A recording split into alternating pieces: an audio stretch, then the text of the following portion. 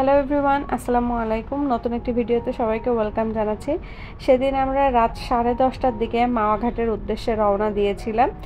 দেখা যায় অনেকবারই যেতে চেয়েছি, কিন্তু প্ল্যান করলেও প্ল্যানটা সাকসেসফুল হয়ে ওঠে না বিভিন্ন কারণে। এজন্য এবার আর দেরি করিনি, যেদিন প্ল্যান করেছি সেদিন রাতেই বেরিয়ে পড়েছি মাওয়াঘাটে যাওয়ার উদ্দেশ্যে। রাস্তায় খুব একটা আমরা জ্যাম পাইনি, তাই মোটামুটি 1.5 ঘন্টার মধ্যে আমরা পৌঁছে গিয়েছিলাম মাওয়াঘাটে। কাছাকাছি আসলে এরকম একটা রাস্তা দেখা যায়, ভিডিওতে যে রাস্তাটা আপনারা দেখতে পাচ্ছেন, এই রাস্তাটা আমি পার্সোনালি খুবই পছন্দ করি। একদম নির্জন, খোলামেলা, রাতের বেলায় এরকম একটা রাস্তা দিয়ে যেতে কিন্তু ভীষণ ভালো লাগছিল। যাওয়া আসার পুরো পথটাই আমরা খুব এনজয় করেছিলাম, কারণ আমি আর আমার হাজবেন্ডই নয়, আমাদের সাথে আমাদের কিছু বন্ধু বান্ধবীরাও ছিল। তাই পুরো রাস্তা খুব গল্প আড্ডা করতে করতে আমরা গিয়েছিলাম। তো কাছাকাছি গেলেই এই ধরনের কিছু রেস্টুরেন্ট দেখা যাবে, কিন্তু আমরা এই রেস্টুরেন্টগুলোতে বসি নাই। আমরা একদম ঘাটের কাছাকাছি যেই রেস্টুরেন্টগুলো আছে সেগুলোর কাছে চলে যাচ্ছিলাম। তো এখানে গেলেই দেখবেন আশেপাশ থেকে অনেকেই ডাকছে এই রেস্টুরেন্টগুলো থেকে, আমার এখানে আসুন, এখানে এসে বসুন, এখানে খাওয়া দাওয়া করেন। কিন্তু আসলে আপনাকে চুজ করতে হবে আপনি কোন জায়গায় বসে খাবেন বা কোন জায়গায় দাঁড়াবেন। তো আমরা এই যে ঘাটের কাছাকাছি যেই রেস্টুরেন্টগুলো আছে এই জায়গাটিতে চলে এসেছিলাম, এবং এখানে গাড়ি রাখার পরে আমরা একটু ঘোরাঘুরি করে আশেপাশটা দেখছিলাম।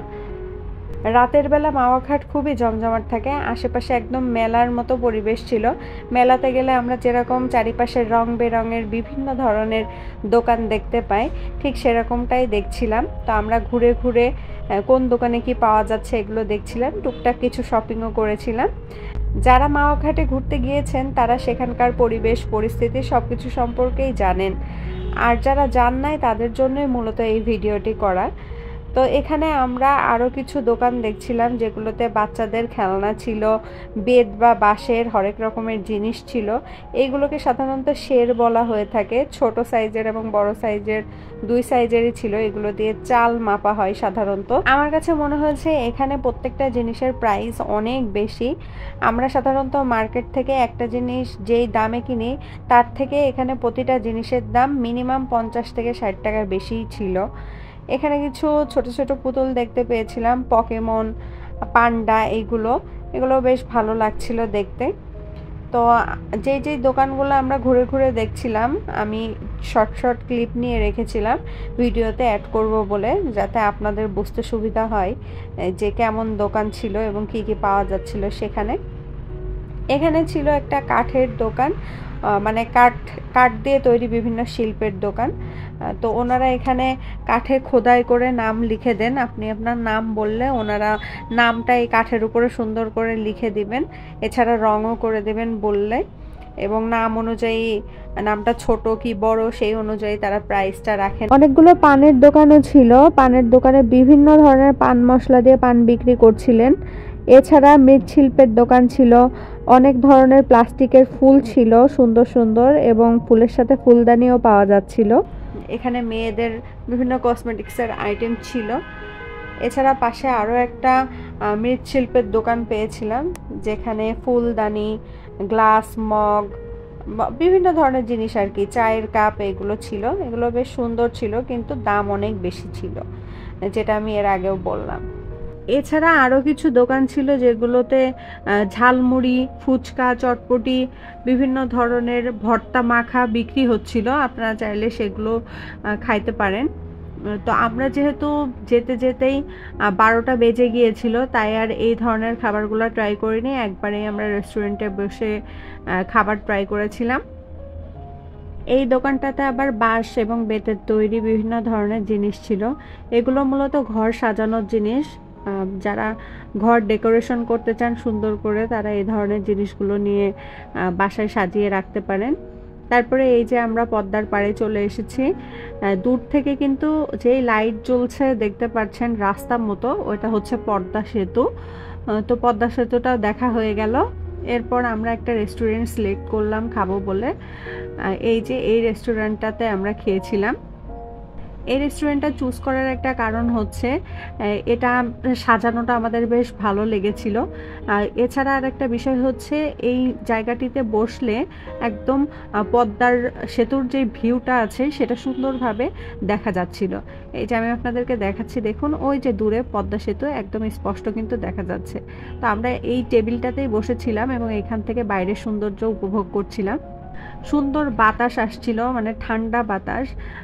এমনিতেই তো রাত জাগা হয় না, তো যেদিন মাওয়া গিয়েছে ওদিন রাত জাগা হচ্ছিল, তো বাতাসে আমাদের অটোমেটিক ঘুম চলে আসছিল, এত সুন্দর পরিবেশ ছিল।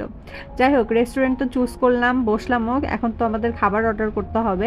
এখানে সাধারণত ইলিশ মাছের দামটা ওনারা বাজার দরে বিক্রি করেন না, ওনারা ওনাদের ইচ্ছা মতো দাম চান, তাই আপনাদেরকে একটু বার্গেনিং করে নিতে হবে। যেমন আমাদের ক্ষেত্রে এই 2টা ইলিশ মাছের দাম ওনারা চেয়েছিলেন 2500 টাকা, সেখান থেকে কমাতে কমাতে ওনারা 1500 টাকায় আমাদেরকে এই 2টা ইলিশ মাছ দিয়েছিলেন। তো আমরা আসলে ছিলাম 4 থেকে 5 জন, এই কারণে আমরা এই 2টা ইলিশ মাছই নিয়েছিলাম। এই 2টা ইলিশ মাছ আমাদের জন্য এনাফ ছিল, আপনারা আপনাদের প্রয়োজন মতো নিয়ে নেবেন। আমাদের কাছে মনে হয়েছে 1500 টাকা হিসেবে আমরা বেশ ভালো ইলিশ মাছ 2টাই চুজ করেছিলাম।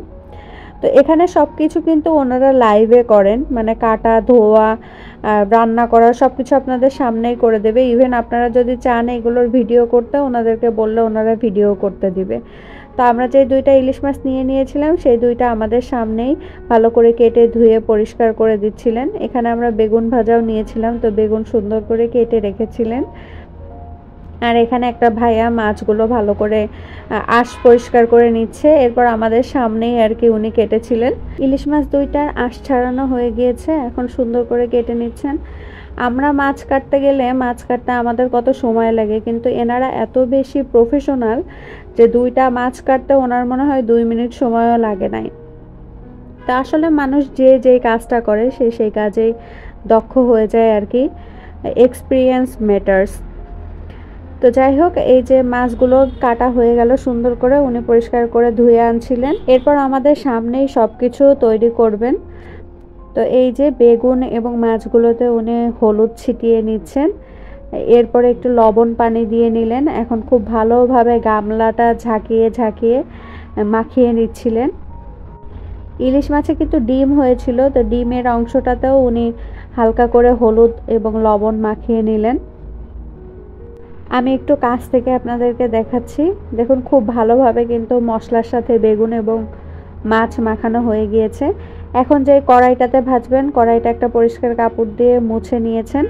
1/2 লিটার পরিমাণ সরিষার তেল দিয়ে নিয়েছেন। সাধারণত ইলিশ মাছ বা বেগুন এখানে কিন্তু সরিষার তেলেই ভাজা হয়, এবং সরিষার তেল দিয়ে ভাজলেই স্মেলটা অনেক সুন্দর আসে এবং খেতেও অনেক বেশি ভালো লাগে। তো ফার্স্টে বেগুনগুলো কড়াইয়ের সাইড দিয়ে নিয়েছিলেন, এরপর গরম তেলের মধ্যে একে একে মাছগুলো সব দিয়ে দিচ্ছিলেন। এই সময় এত সুন্দর স্মেল বের হচ্ছিল, মানে সরিষার তেলে যখন ইলিশ মাছ পড়েছে তখন তা সুন্দর একটা অ্যারোমা আসবেই। তো তখনই আমাদের দেখে তো জিভে পানি চলে আসছিল যে কখন খাবো। এমনিতেও রাতে আমরা খেয়ে বের হইনি, তখন অলরেডি 1টা বেজে গেছে এইগুলো অর্ডার করতে এবং ঘোরাফেরা করতে করতে। তো সবারই পেটে বেশ পরিমাণে ক্ষুধা ছিল। এই যে মাছগুলো প্রায় ভাজা হয়ে গেল, কি বেশি সময় লাগে না, খুব অল্প সময়ের মধ্যেই মাছ এবং বেগুনগুলো ভাজা হয়ে গিয়েছিল। তো মাছগুলো একটু মচমচে করে ভাজার পরে উনি এখান থেকে একটু তেল এবং লেজার যে অংশগুলো আছে সেগুলো উঠিয়ে নিলেন, কারণ মাছের লেজের ভর্তা হবে এই কারণে।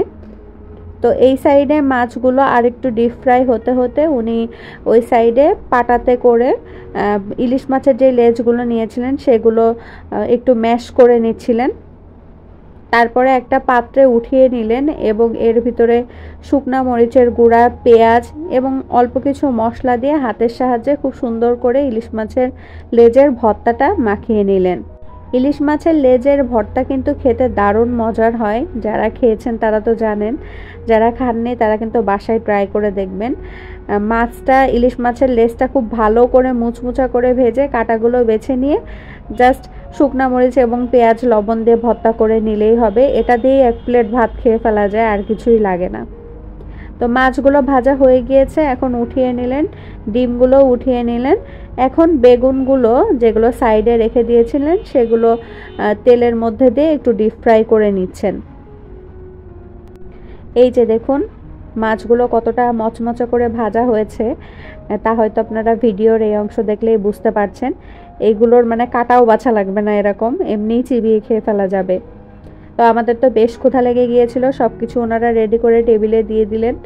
এরপরে আমরা খাওয়া শুরু করলাম। আলহামদুলিল্লাহ খাবারগুলো খুবই মজার ছিল।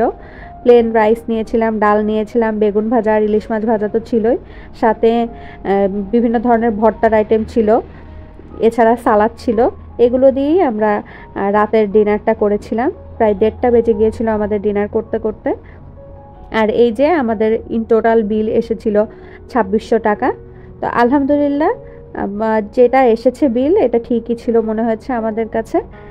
তো সব কিছু শেষ করে ভোরের দিকে আমরা বাসার উদ্দেশ্যে রওনা দিয়েছিলাম। এই ছিল আজকের ভিডিও। আশা করছি ভিডিওটি আপনাদের ভালো লেগেছে। দেখা হবে নেক্সট ভিডিওতে। সে পর্যন্ত সবাই ভালো থাকুন, সুস্থ থাকুন। আসসালামু আলাইকুম, আল্লাহ হাফেজ।